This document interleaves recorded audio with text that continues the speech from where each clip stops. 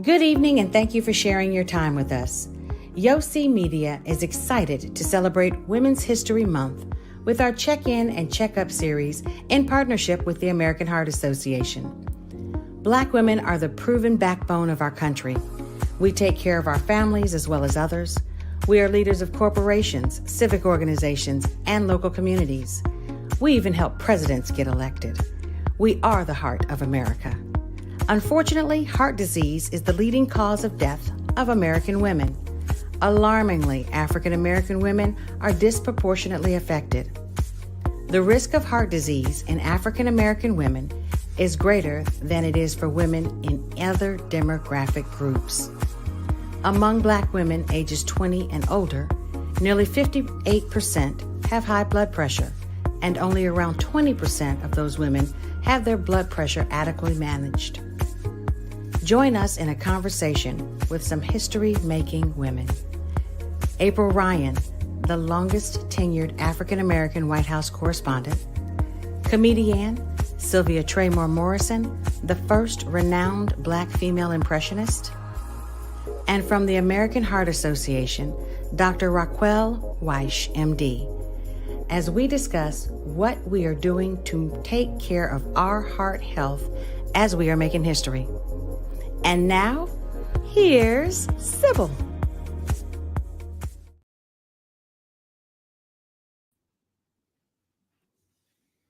Hello, everyone. Welcome, welcome, welcome. Happy Women's History Month. I am Sybil Wilkes, and we are here to check in and check up on our health and also have conversations with some really incredible women, as you see, women who have made history and are trying to save our lives as well, and so that we may go on and create more history in the world. I'd like to welcome in Dr. Roquell Wyche. Dr. Wyche is a native Washingtonian with a passion for health and a love for her community. Welcome in, Dr. Wyche. How are you? I'm doing great. How are you? I'm good. Let me tell people a little bit more about you. Dr. Wyche is a public health focused cardiovascular specialist. She deals with the heart, and a health advocate who believes in the efficacy of local health outreach. Dr. Wyche participates in numerous local health programs every year with the goal of promoting health, especially in women, increasing awareness of cardiovascular disease, and where possible, attempting to prevent disease via mitigation of cardiac risk factors. Dr. Wyche is currently the chair of the Leadership Committee of the Greater Washington Region American Heart Association Board of Directors and continues to work tirelessly to improve access to quality care for all patients. Dr. Wyche is our American Heart Health Programs and is a strong backer of this. And we often talk on this program in our association with the American Heart Association. We talk about heart disease as a leading cause of death, especially more than any forms of cancer for most of us. And specifically, can you talk a little bit, as we are in the midst of a Women's History Month, how Black women fare when it comes to heart disease? So, looking specifically at us, African American women, cardiovascular disease claims more lives of African American in their 20s than all forms of cancer combined. Say that again. In their 20s, yes. It claims more African American women's lives in their 20s than all forms of cancer combined. So not only do we see a much higher risk, we're starting to see it earlier and earlier in African American females.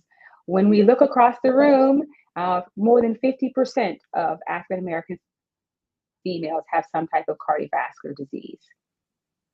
Wow. So we'll have 4 women on the screen at some point tonight, and at least 2 of the 4 of us will have some form of cardiovascular disease. That is correct. And I'm assuming you're not it.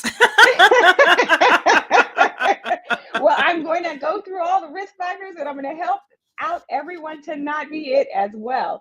Because really, when it comes to cardiovascular disease, 80% of all cardiovascular disease is due to risk factors and them not being controlled. So when I talk about risk factors, I'm specifically talking about ones that we can control.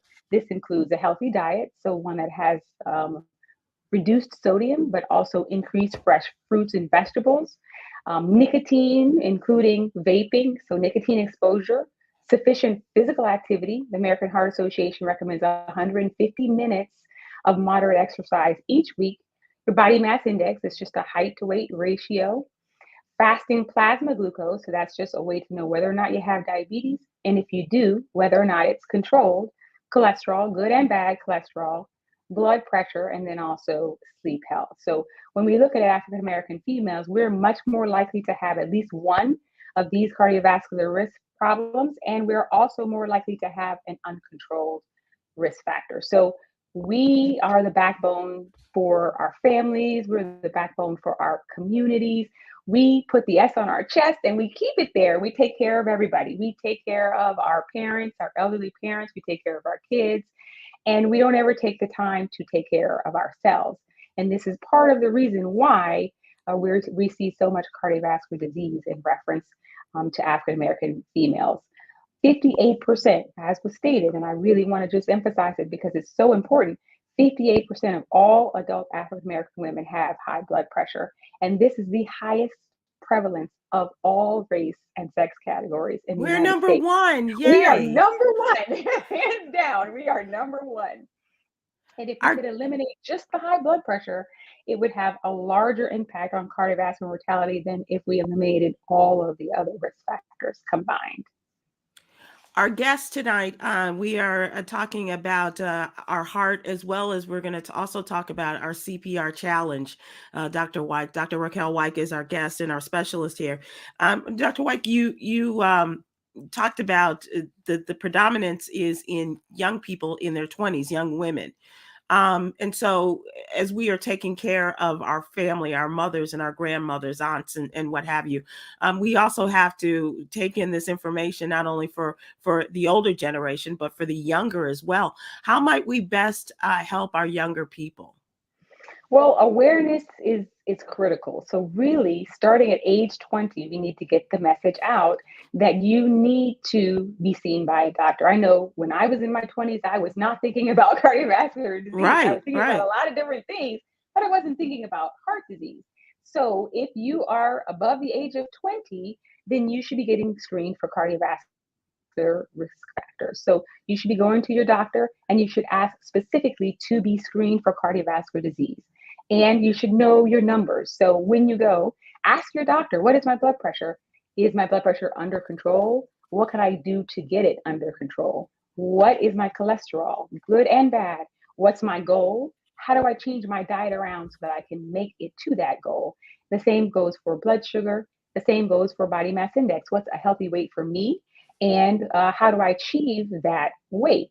And knowing your numbers is critical. I really want to get African American females to empower themselves. Take charge of your heart, take charge of your health by making sure that you are getting these risk factors under control.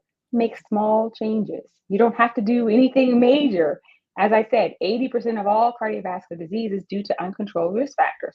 So small changes in your diet, eating more fruits and vegetables, moving more, managing your blood pressure. All of these things are going to reduce your risk for cardiovascular disease. Dr. Roquell Wyche is our guest tonight, and we are going to have upcoming conversations with the wonderful Dr. Sylvia Traymore Morrison, as well as another friend of mine, the White House correspondent, April Ryan, women who have made history and are having a direct effect on others around them in their community. Doctor, what about from a genetic standpoint? When we're in our 20s, we may not be thinking about it, but certainly it is a concern and plays a part somehow in our lives, does it not? It does, but we're really starting to see that not necessarily genetics, but really the social determinants of health.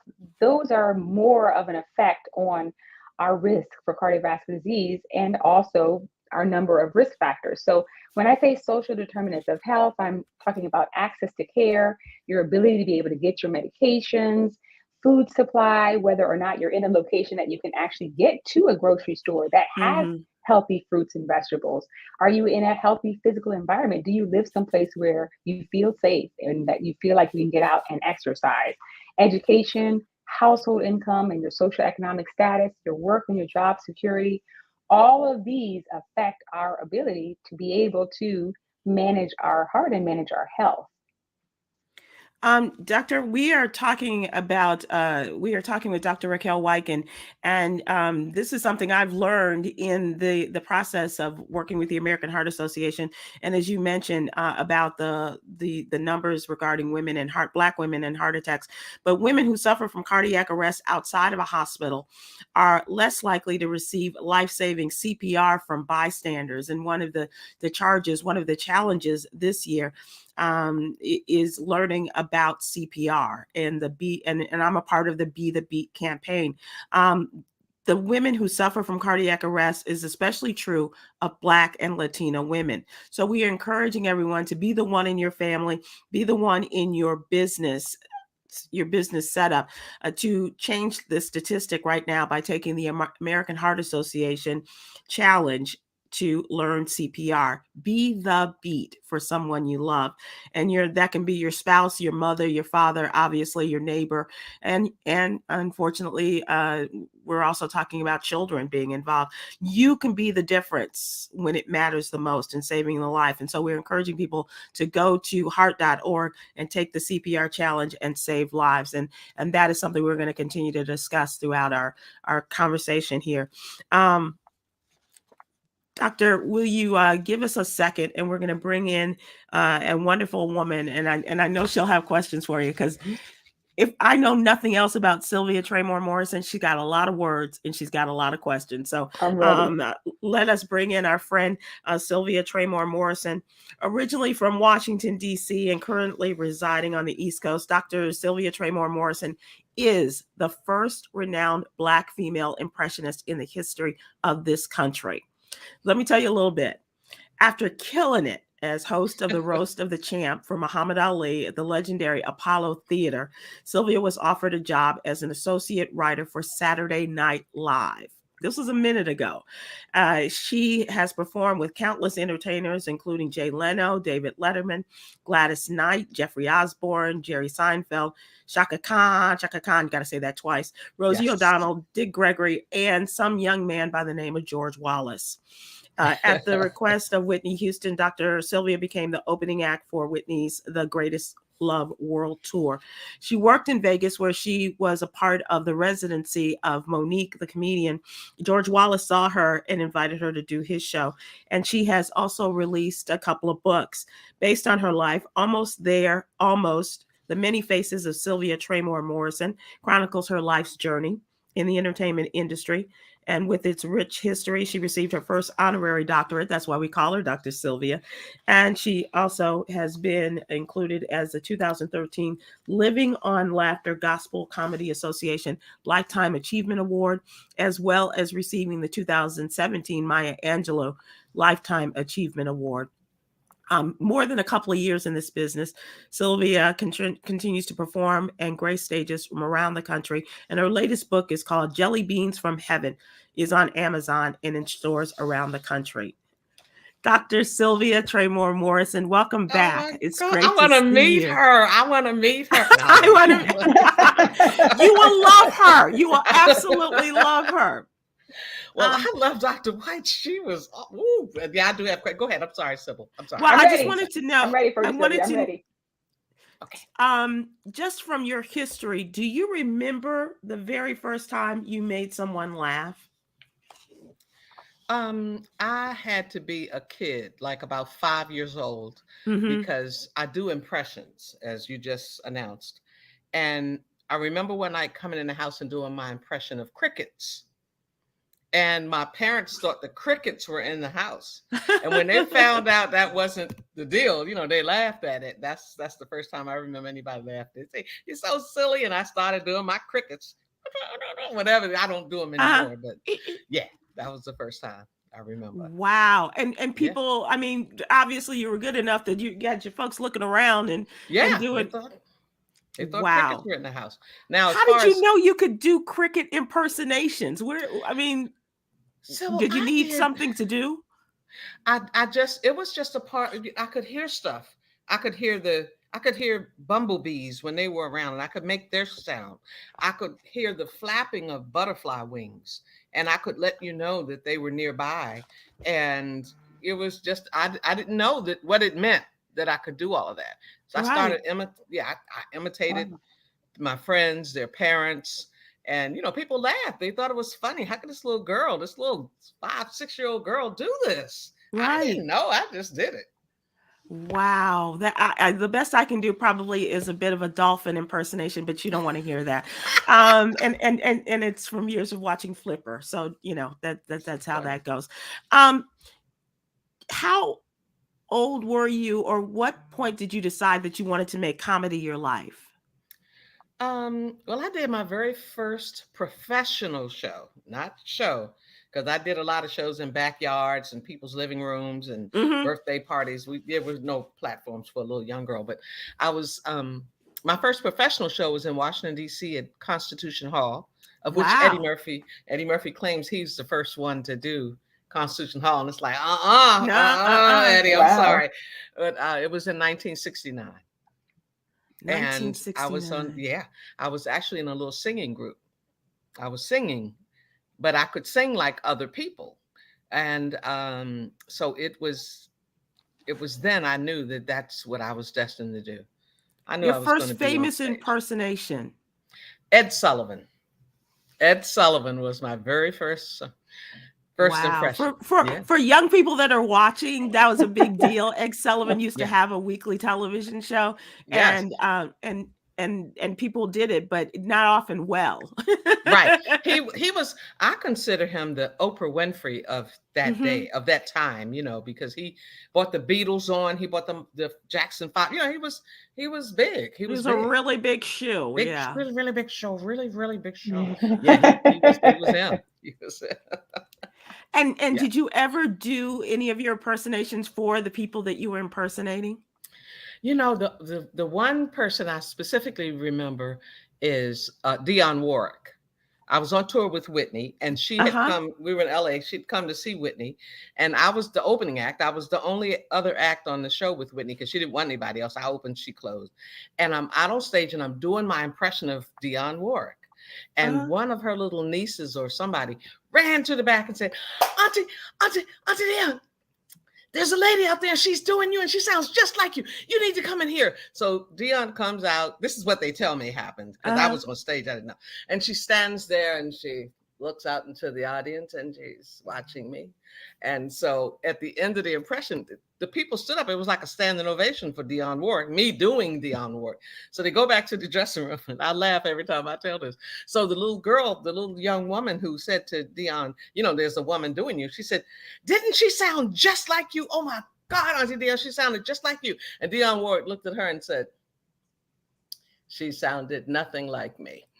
And it was so funny because everybody laughed. They were like, "Come on, Dionne." The audience gave her a standing ovation. She sounded exactly like you.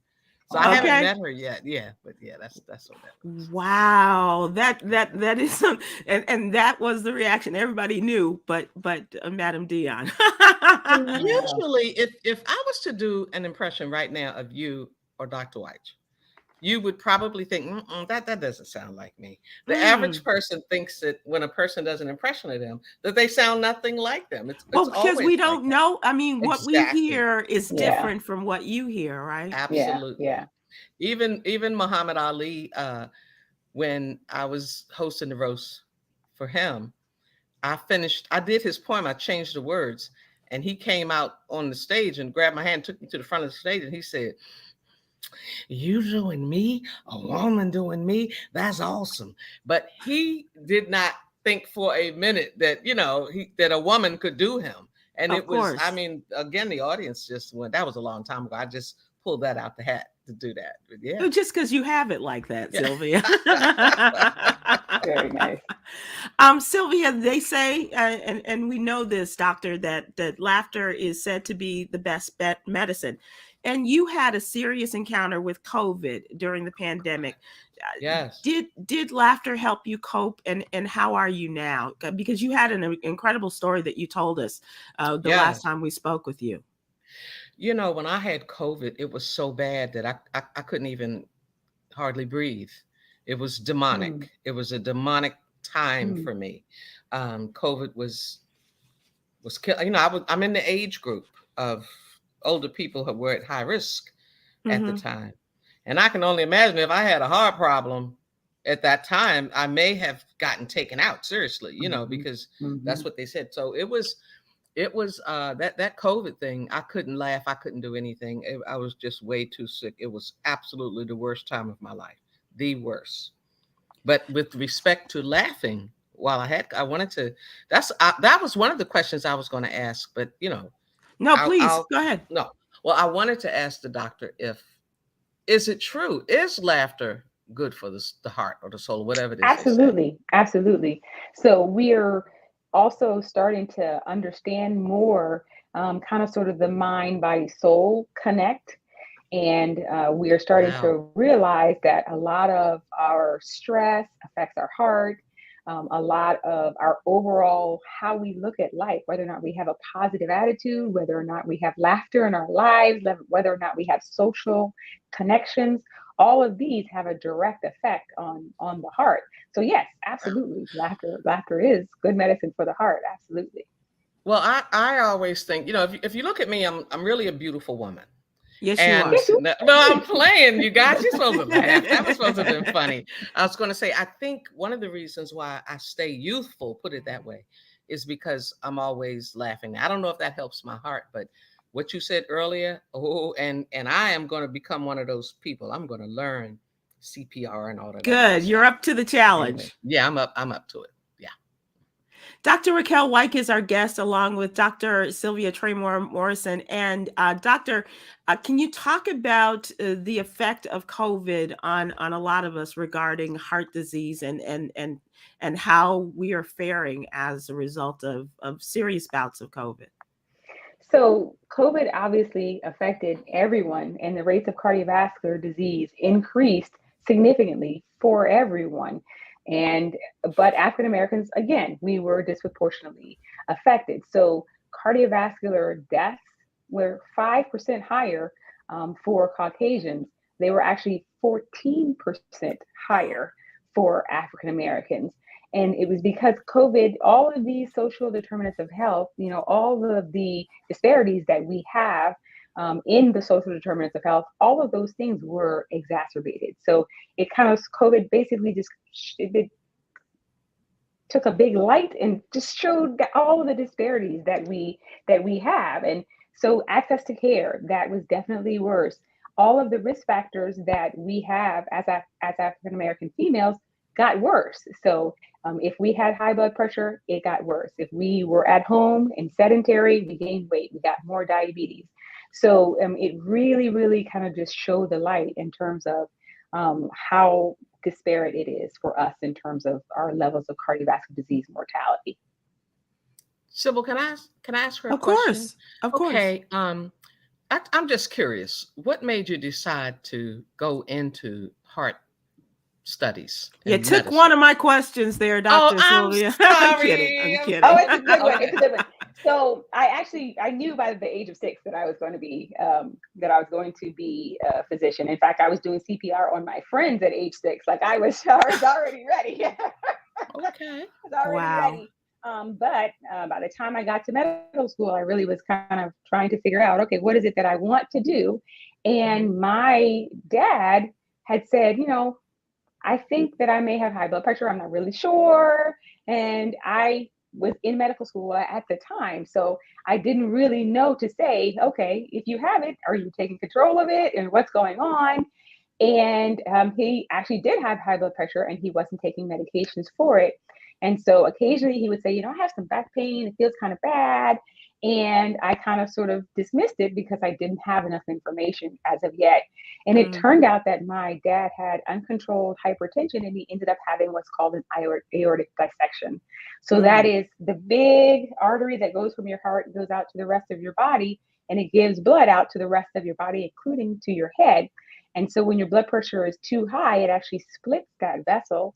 And for most people who have an aortic dissection, they die. So that was what John Ritter actually died from. Mm-hmm. My father survived.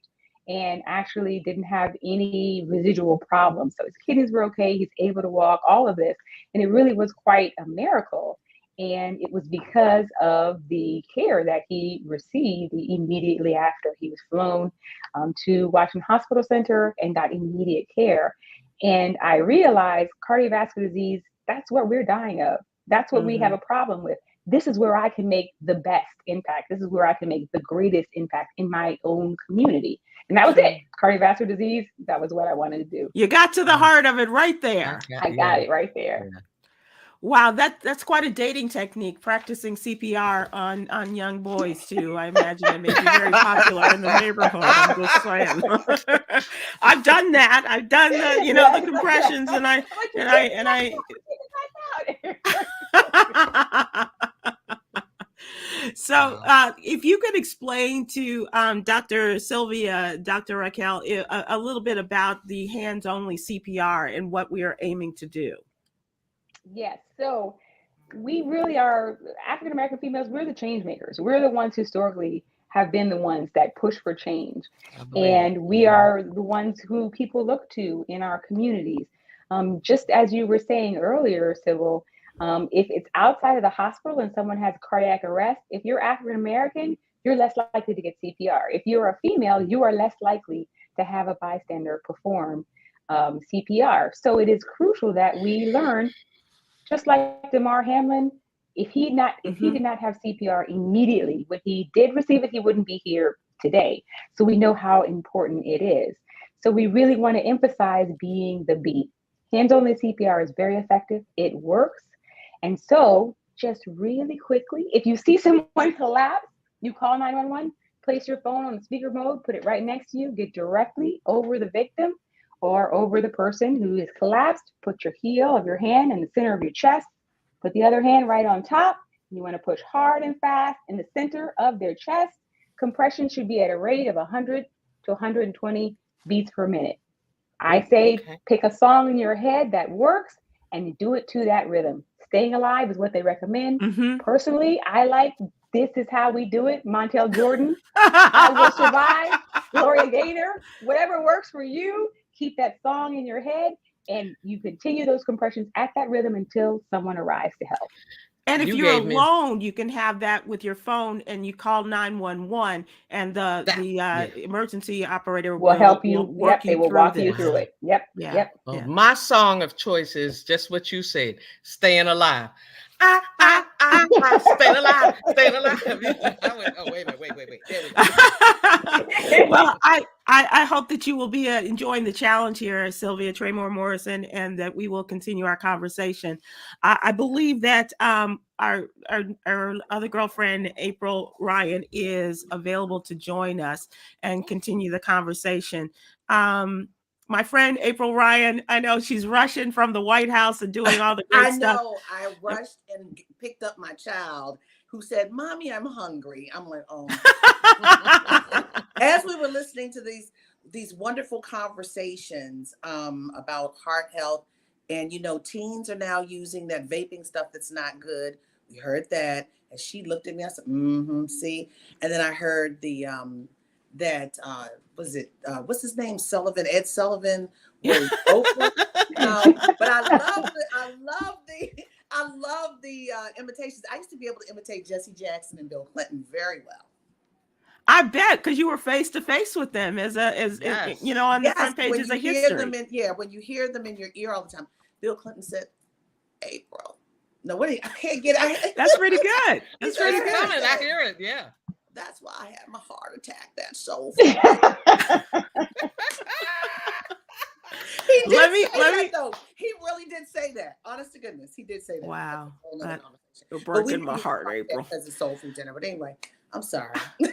My friend April Ryan is a reporter, author, and the longest serving White House correspondent now for the Griot, a single mom raising the next generation of powerful young Black women.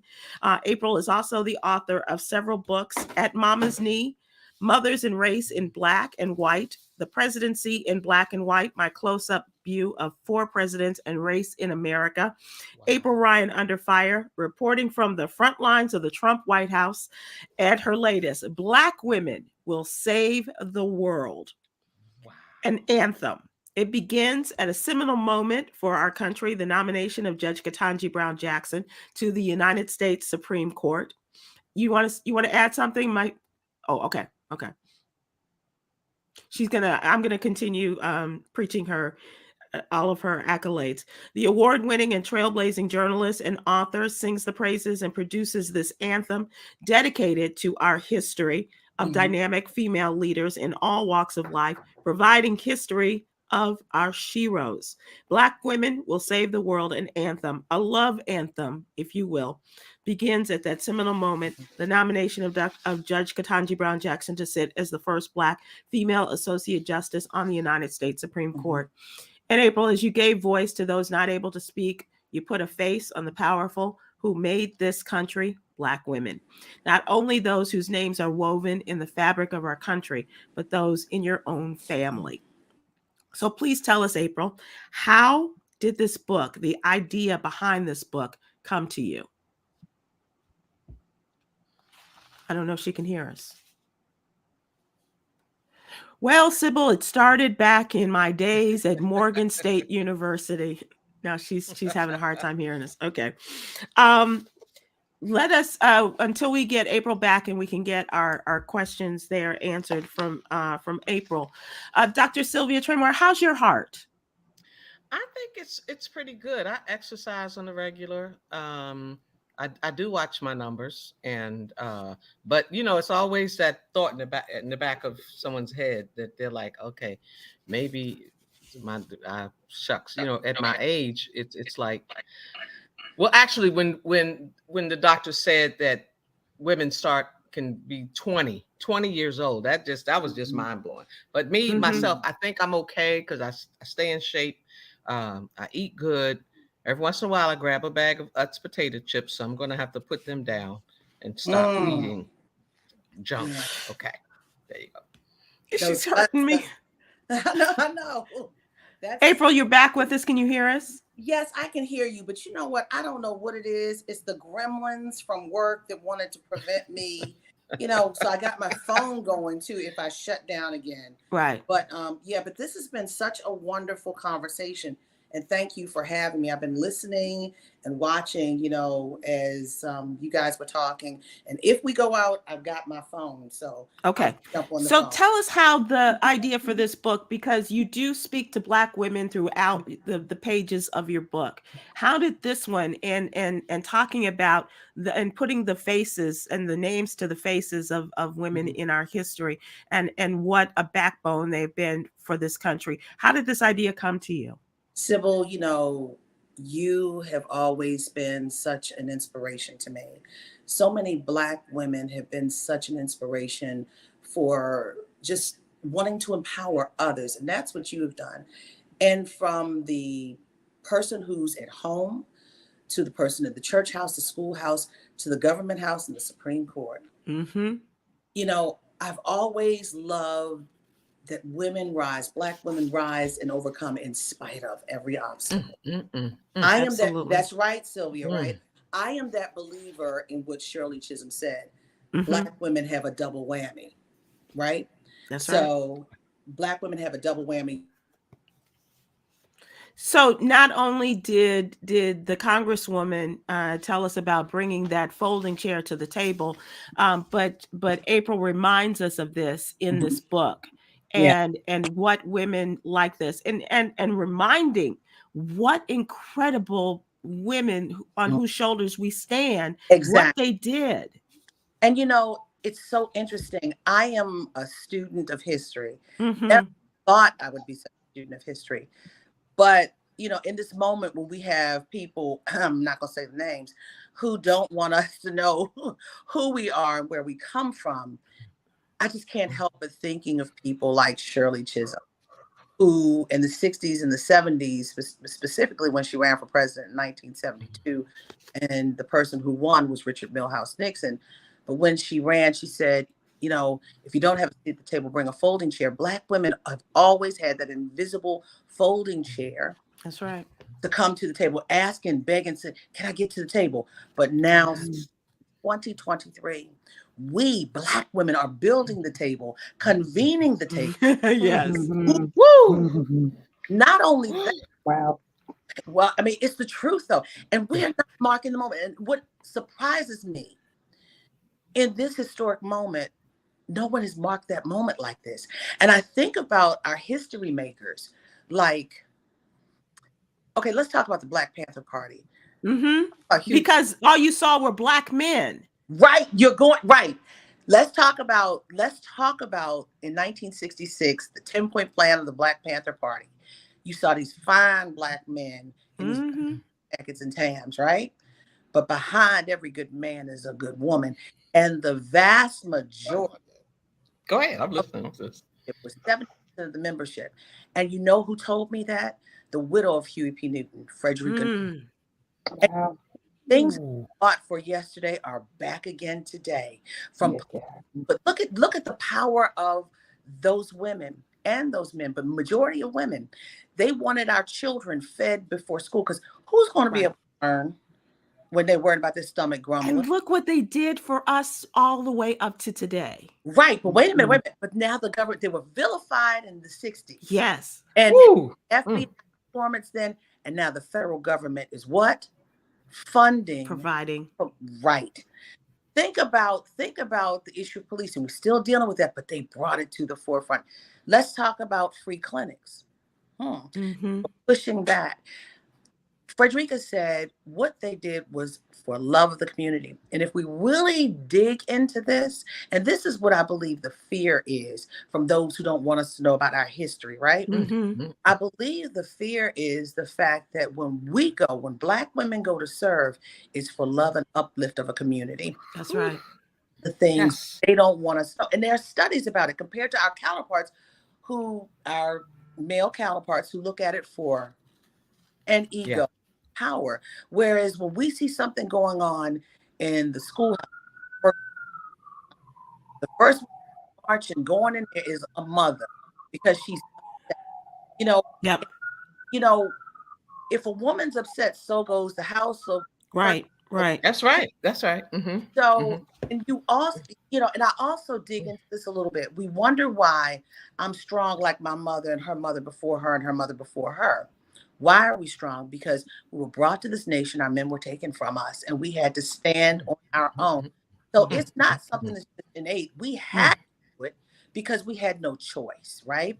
So I delve into a lot of this, and I get people who have been in lofty purchase to talk about the power of women on so many different levels. And it's just been a blessing. And I've always, and Sybil, you know this, when I was going through, the first thing Black women, I'm reaching my hand out. I know my hand looks crazy in this thing, but I'm reaching my hand out to you. I was reaching my hand out to the television to pray for you. Right. For me being a singular Black woman going up against the power of the leader of the free world, and I'm still standing in the prayers and support of Black women. Come on, April. Let me ask you this in conjunction to what we're talking about with Dr. Roquell Wyche. What did this do to your health? Okay, doctor.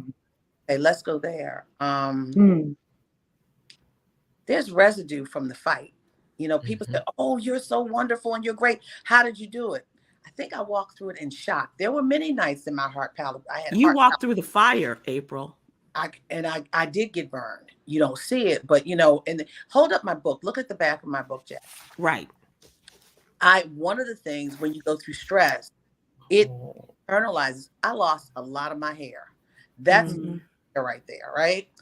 And then also, my pressure went up. I have something called post-traumatic stress disorder, acute, chronic. You always got your head on a swivel, right? And what does that do to your heart, Dr. Roquell? It wreaks havoc on the body, particularly when you're under chronic stress. It causes elevated blood pressure. It can cause your cholesterol to also be elevated. It causes basically inflammation in the body. So it can actually lead to heart attacks and strokes because the blood becomes more sticky. And so it's more likely to clot. So chronic stress is really, really quite detrimental. And it really should be considered one of the cardiovascular risk factors. Well, Dr. Raquel, I'm gonna tell you this. I went through it, and not only that, I'm still trying to deal with the residue of it. I am the reason why I can show up tonight is because I am in therapy. I don't have a problem with going to a medical doctor, be it about my heart, about my lungs, about whatever, but I also deal with the mental aspect of it too. And if I did not have the right doctors for that, I couldn't show up tonight with you, Sybil. And that's really important too, isn't it, Dr. White, that no matter who you are working with and what your contingent of medical professionals is, that they all work together in concert for your better good. Yes, and also just mental health. I mean, there's a very, very big connection between mental health, anxiety, depression, all of these things, and their effect on your cardiovascular level of disease. And that's something that we as African American females don't necessarily address a lot. We really don't like the idea of going to a therapist or going to a psychiatrist. That's something that we just don't do because we internalize it. We say, "Oh, we can take care of it. I have this. I can pray it away," or yes, I can talk to a friend, and we actually don't seek the care that we need for mental illness. But we're hearing a lot more people talk about it, from Taraji P. Henson. Yes, we are. And to me, I'm the first one, because back in the day, there was such a stigma. But let me tell you something. I tell people, and I'm not ashamed of it, because I'm here. I'm able to still work and still survive and thrive because I have someone in my ear to say, "You're all right, and let's talk through this." It's like putting on glasses. All of us are wearing glasses. I noticed that too. That's all. To me, it's like just refocusing, That's what I think it is. But again, I salute women for who they are. And because I've gone through the fire, Black women pushed me and supported me because I had a wonderful mother. And you speak beautifully about your mother. You talk about your mother and her mother before her and her mother before that. And what an indelible impression your mother left. You left with us in reading your story. But I got to tell you, April, I was on the campus of Morgan State just a couple of weeks ago, and where your mother worked and was such a part of the history of Morgan State. And as I took, my young niece across the campus, and she got to meet Dean Jackie Jones and others there who were there. It really is, when you take a look back at our history, our personal history, as well as the history of Black women, and to get to, if I may use this term, doctor, get to the heart of who we are.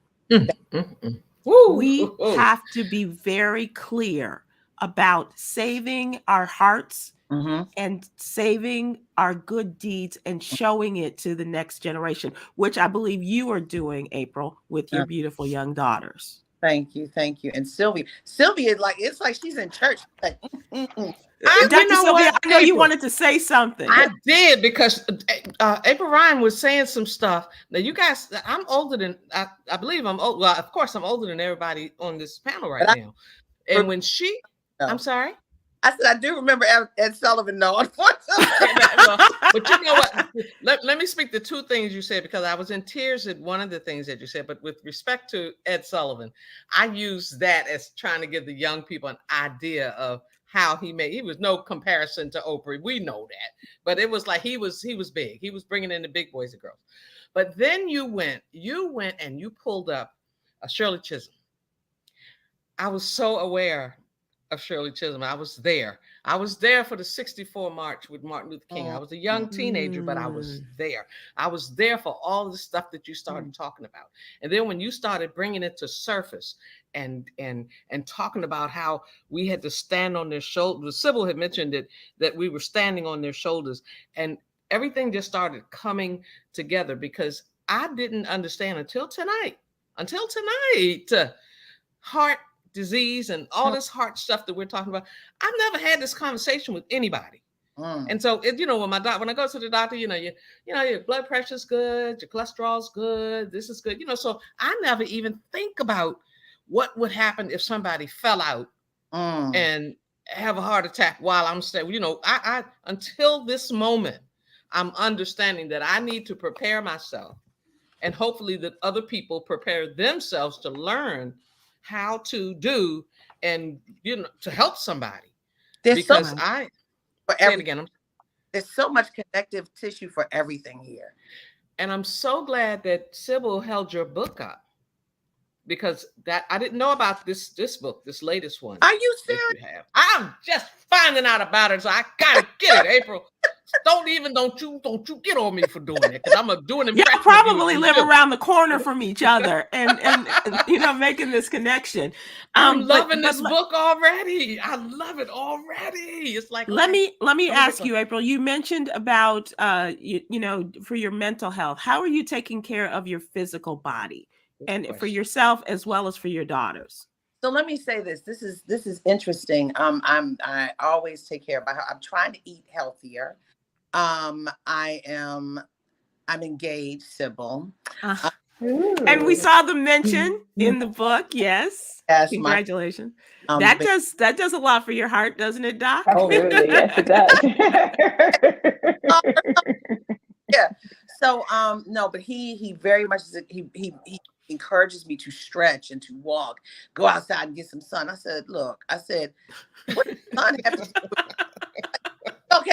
He's right though. He's right. He's right. There's okay. lots of positive endorphins that happen when Okay. you walk outside and you just kind of sort of get that fresh air. It's really good for stress management. It's better than if you're inside walking on the treadmill. He's right. I just hope he's not watching, because he's told you, the doctor.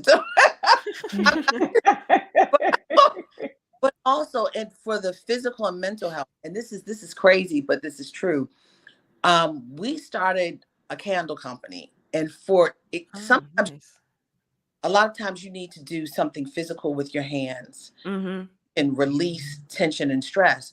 And we have come up with this candle company as an homage to my mom, because she died of leukemia and she could not have paraffin candles, soy-based candles. And 16 years ago, she died 16 years ago. Who could find a soy candle 16 years ago? Right. And I was pregnant with my daughter, and I really didn't get a chance to mourn. And I think that's part of the grieving process, working through. So we did some candles as a hobby. Child, we have pushed hundreds. We've got 5 stores buying these candles. And it's just crazy because people love them. And we're trying to do something more as holistic as we can. Kind of an homage, and it's kind of my therapy as well. So, doctor, do you approve of that? Absolutely. 100%. I do. Right. So I'm doing a lot of stuff. So I go outside and I read in the sunshine. And because I work out of my home, I really have to make that effort to I don't have a dog yet and that kind of thing. But I do go outside and I read, and reading wonderful books like Dr. Sylvia Traymore Morrison's books, as well as my friend April Ryan's books.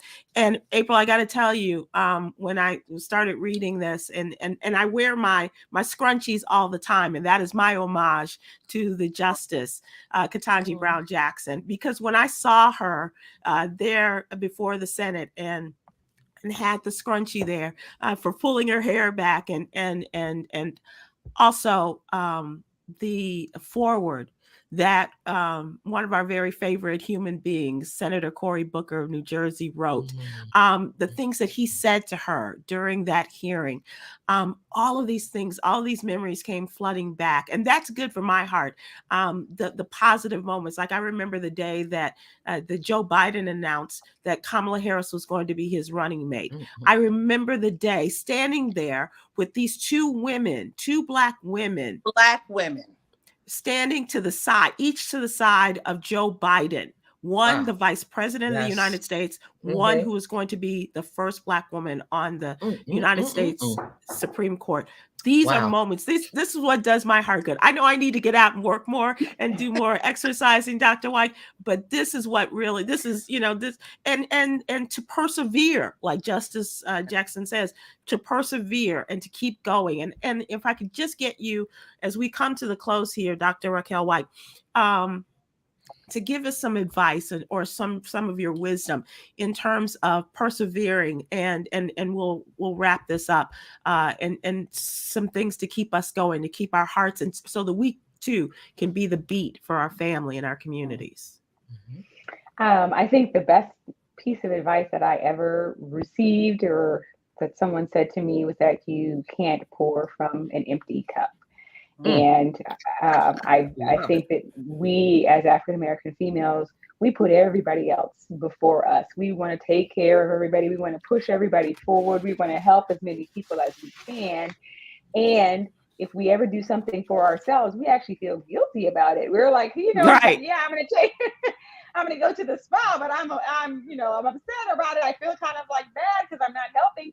And actually, you have to take care of yourself. You have to do those things that keep your cup filled, because that's how you're going to best support the people around you. And your check in terms of whether or not my cup is full, you shouldn't wait till you get all the way down to the bottom, because by that point, you're overwhelmed. By that point, you're stressed out, you're having physical symptoms. All of these things are happening because you waited too long. So you really want to say, okay, on a daily basis, how do I feel? What can I do to help me feel like my cup is filled? And that's what I would recommend. And when you're doing that, include some things that are going to help your heart out while you're doing that. But absolutely, that would be my best advice that I give to my patients and to everyone listening. That's awesome. April Ryan, I'll tell you after you tell me if you have some great advice that you ever received, or perhaps that you have given, and how I came to this question. The great advice, the best advice that I've ever received and I give is never believe your press releases.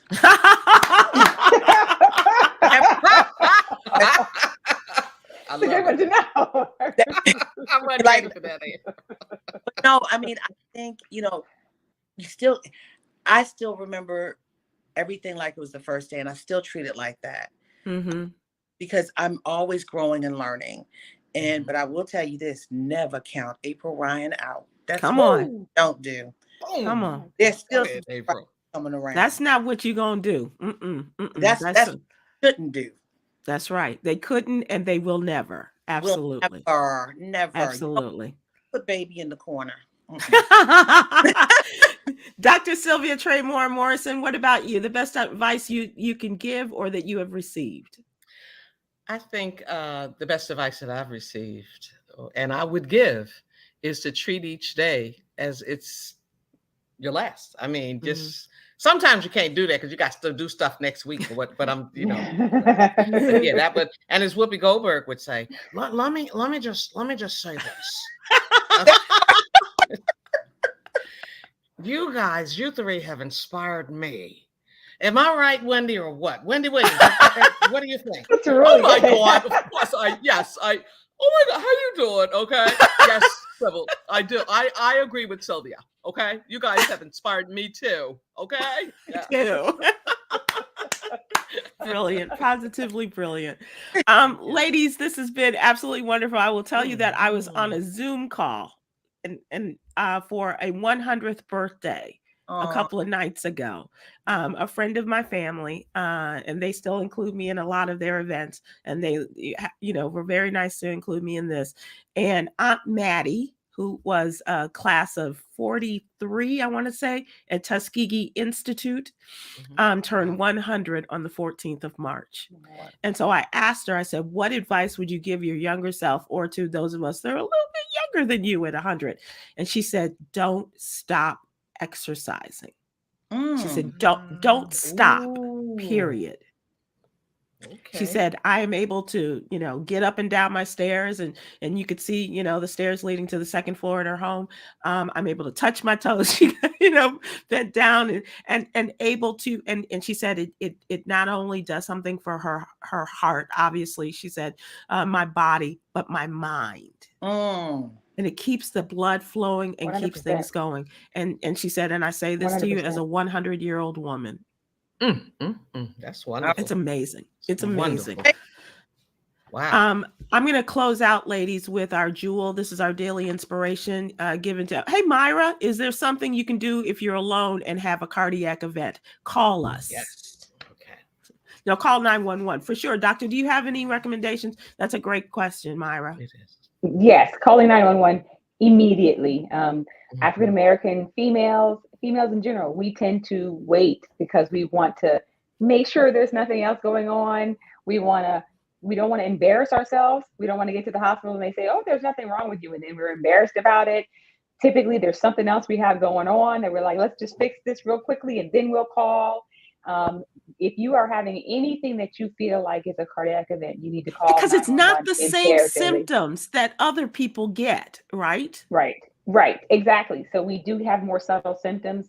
We do get the classic chest pain, feeling like an elephant that's stepping on your chest. We do get that, but we also have other subtle symptoms. It can be pain that's in either shoulder or pressure. It doesn't necessarily have to be in the center. It can be pain that you have that goes up to your jaw, either side. It can be unexplained shortness of breath.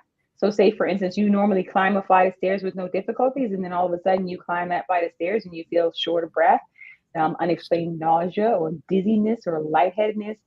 These are all symptoms that you should say, okay, I need to call 911.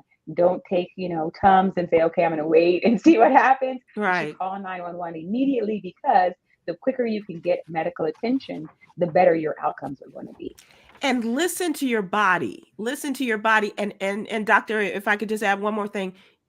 If you have an advocate, or you can be an advocate for someone, don't let them just send you home saying that you're okay. Make sure that there's someone there who is pushing for your best care. Yes, and be an advocate for yourself. So if you get there and you say, okay, I'm having these symptoms, and they say, all right, well, everything's fine. Well, did I get a cardiac workup? Did I get an EKG? Did I get a panel of the labs that say whether or not I had a heart attack? Women really, really have to advocate for themselves. And I really want to empower women to say, I'm going to take charge of my health by making sure that I do the things that I do to keep my risk factors in check.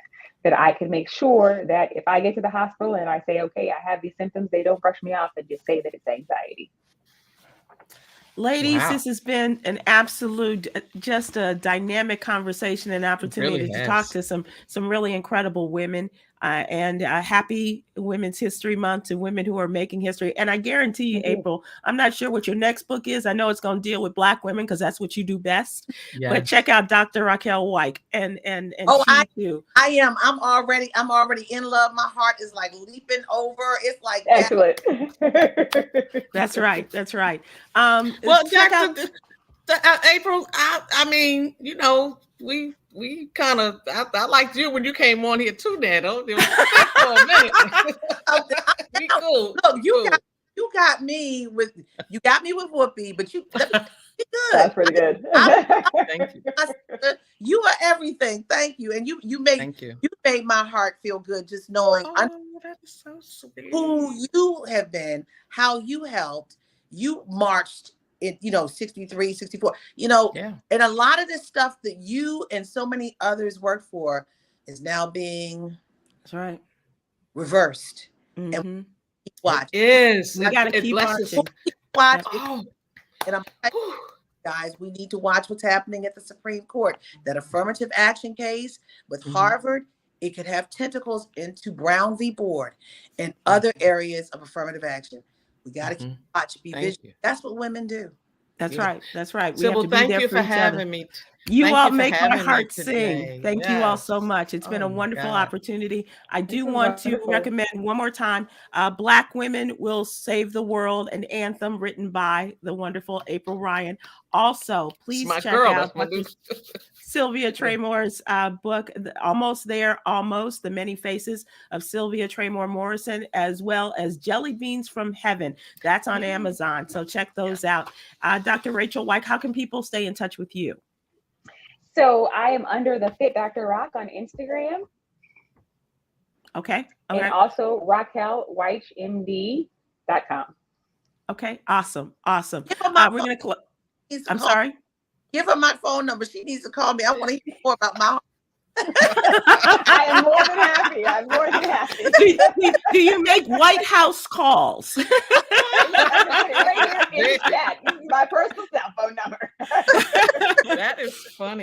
funny. Yeah. We're going to close out with Yogi's Jewel. Doing the right thing in relationships is essential to having a great relationship. And April, you were on the right course with your man and with your daughter. So you are doing the right thing. I want to thank Dr. Roquell Wyche, Dr. Sylvia Traymore Morrison, and Dr. April Ryan for joining us as we seek to inform and empower, as we do here, on what you need to know. And the last thing, ask yourself and others in your circle, are you up to the challenge, our CPR challenge? Will you be the beat? To learn hands-only CPR, go to heart.org. Be well, everyone. Happy Women's History Month. Thank you so much. And thank you for making my heart sing tonight. I really appreciate all of you joining us. Thank you.